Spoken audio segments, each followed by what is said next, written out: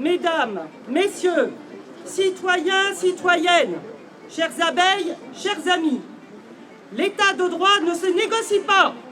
Si nous sommes ici, c'est pour soutenir Juan Branco dans ses procédures. Mais nous sommes ici, tous, d'abord et avant tout, pour soutenir l'état de droit.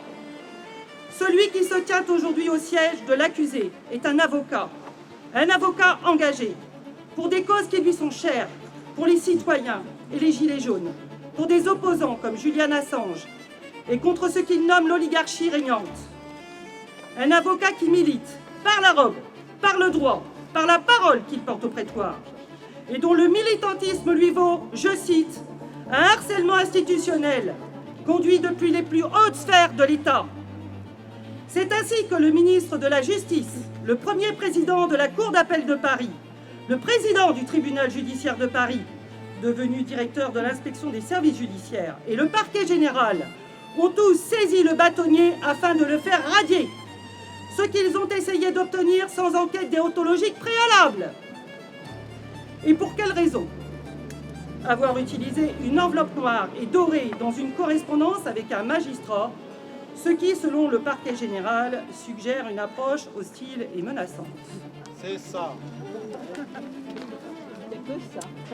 Avoir rappelé l'ancrage colonial d'une procédure de retrait de nationalité dans des écritures au Conseil d'État. Avoir révélé dans un tweet que le président du tribunal judiciaire de Paris avait menacé le bâtonnier de Paris de rupture des rapports institutionnels s'il n'était pas radié.